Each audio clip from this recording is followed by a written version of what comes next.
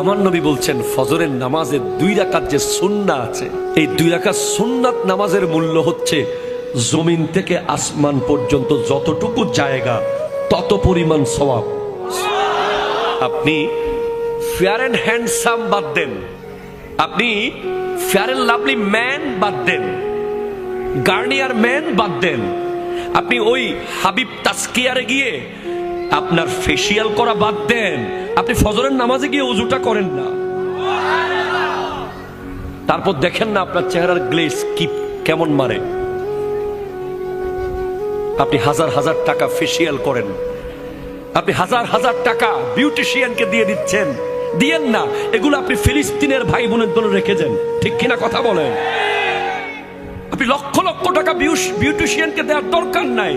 আপনি 5 ওয়াক্ত 5 বার ওযু করেন না, আপনার চেহারা দেখলেই শত্রু কাবু হয়ে যাবে, ঠিক কিনা কথা বলেন? আমি কোনো বিউটি পার্লারের বিরুদ্ধে মানুষ না ভাই। বিউটি পার্লার, বিউটিশিয়ান যারা কাজ করে, এটা একটা প্রফেশন। তবে হ্যাঁ, এটার অতিরঞ্জন যদি হয়ে যায়, স্বামীর জন্য সাজা জায়েজ। এর বাইরে আপনারা যা করেন, আমাদের মা বোনরা এই এলাকায় মহিলা আসেনি না? সব চলে গেছে, আছে। আমার মা বোনেরা যেই পরিমাণ সাজে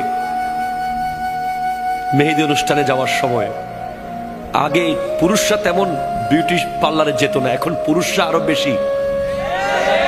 কালকে না পরশু দেখলাম একটা খেড়ি মাসাজ করতে গিয়ে রক্সিরি কাইতে পড়ে গেছে, ঠিক কিনা কথা কন?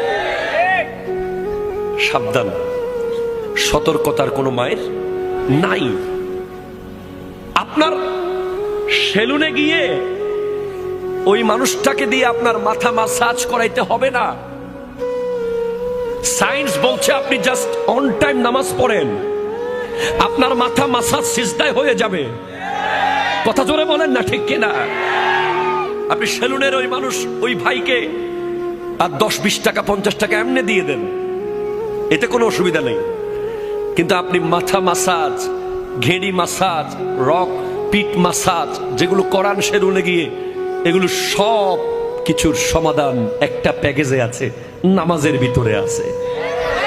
অ্যাকর্ডিং টু সায়েন্স, আপনি যদি পারফেক্টলি নামাজে দাঁড়ান, শোনেন, যখন আমরা আল্লাহু আকবার বলে এভাবে হাত তুলি, আছে না নাই? আবার অনেকে তো হাত তুলে এভাবে, এর দূরে যাওয়ার দরকার কি? কাছের তো কাছে যাই, এটা তো কাছে, কাছের থেকে কাছে মারি দিই। এর দূরে আসলে তো বহুত দূর, প্রায় 3-4 কিলোমিটার দূরে আসতে হইতেছে।